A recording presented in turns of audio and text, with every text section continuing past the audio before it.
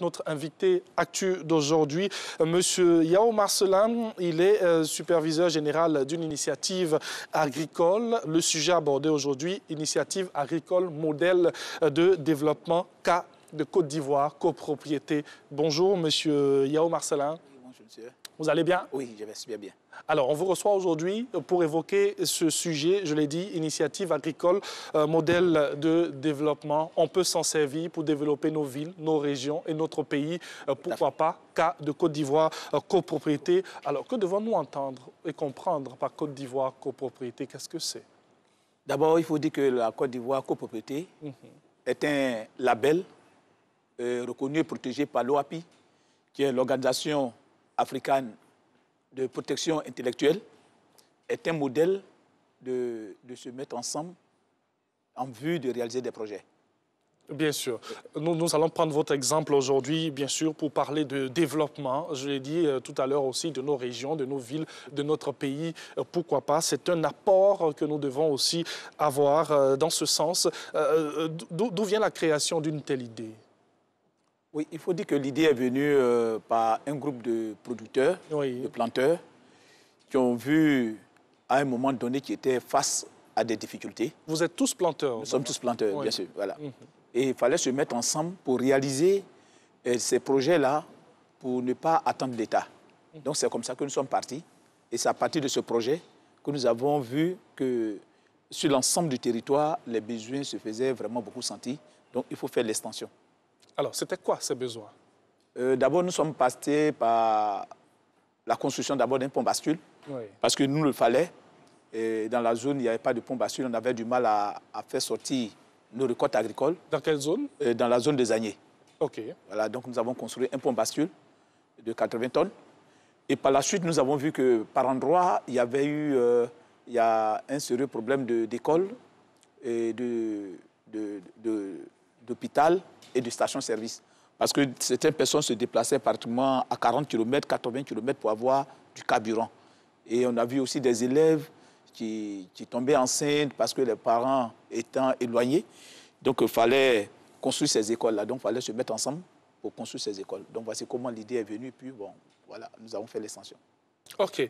Merci à la réalisation qui nous permet d'avoir toutes ces images pour illustrer ce que nous sommes en train de dire. Vous avez parlé de la zone de Zagné. Moi, j'ai envie de demander quel est votre champ d'action? Est-ce que vous êtes partout dans le pays ou à certains endroits seulement? Vu que vous êtes une corporation de planteurs, des planteurs qui viennent de partout de la Côte d'Ivoire. Tout à fait.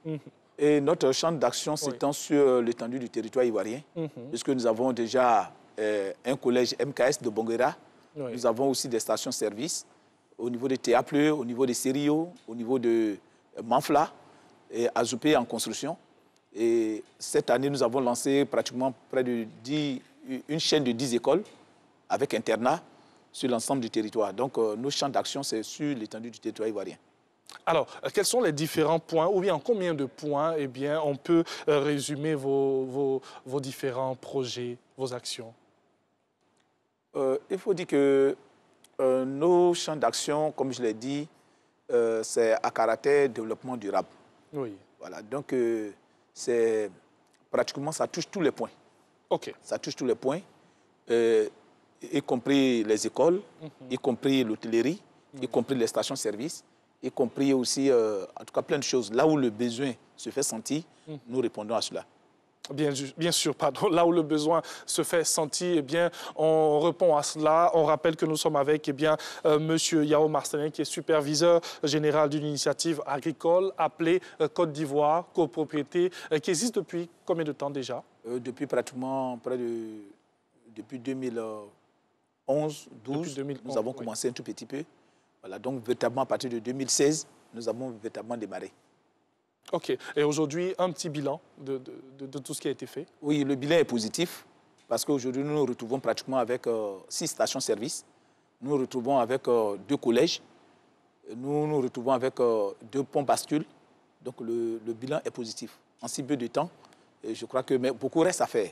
Donc, nous n'allons pas nous limiter à ce bilan. Nous jugeons un peu insuffisant, même si c'est beaucoup devant. Mais parce que ce qui reste à faire, c'est beaucoup. Parce que sur l'étendue du territoire ivoirien, il faut dire que nous avons vraiment un sérieux problème. Donc, il faut pouvoir aider l'État en ce sens-là pour pouvoir avancer.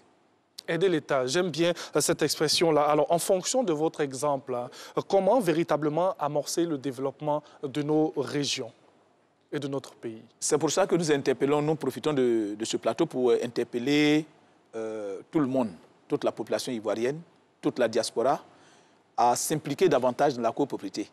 Il y aura une journée porte ouverte à partir du 1er mars au 5 mars pour que chacun vienne à notre siège pour s'imprégner davantage sur les différents types d'investissements ou de réalisations que nous devons faire dans la zone. Parce que chaque zone a ses réalités et le besoin est plus pressant.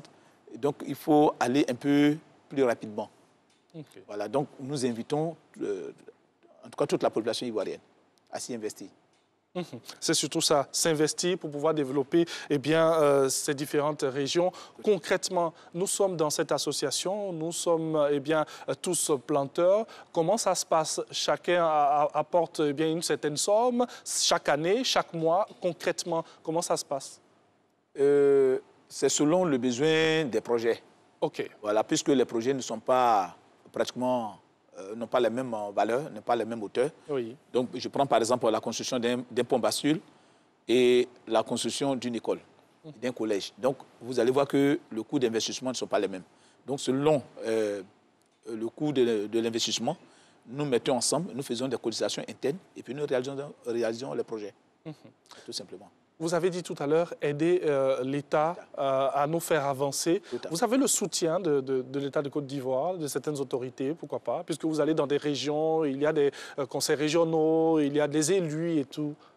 Oui, jusqu'à présent, il faut dire que c'est le ministère de l'Intérieur, c'est-à-dire les sous-préfets, les préfets. Voilà, c'est eux, quand nous partons, c'est avec eux que nous travaillons. Mais véritablement, nous n'avons pas encore de soutien de l'État même en tant que tel. Des élus locaux, nous n'avons pas encore de soutien. Pourtant, vous contribuez au développement des différentes régions. Tout à fait. Ouais. Alors, quelle est l'importance pour un Ivoirien lambda, voilà, ou même pour des Ivoiriens comme ça, de s'investir dans une telle initiative? Pour terminer. Oui, il faut dire que beaucoup veulent investir, mais ils ne savent pas où, ils ne savent pas comment. Nous les interpellons et pour leur dire qu'avec nous, ça peut avancer parce que déjà, nous avons des projets qui sont déjà réalisés, qui mettent déjà en confiance toute la population. Et il serait judicieux de le faire. Et très, très. Merci. Je vais prendre ce trait comme la conclusion. En tout cas, merci beaucoup à M. Yao Marcelin, superviseur général d'une initiative agricole. Aujourd'hui, cas de Côte d'Ivoire, copropriété, c'est un exemple qu'il faudrait suivre. Nous, on aimerait vous dire merci, en tout cas, pour tous ces efforts et pour le bonheur que vous apportez.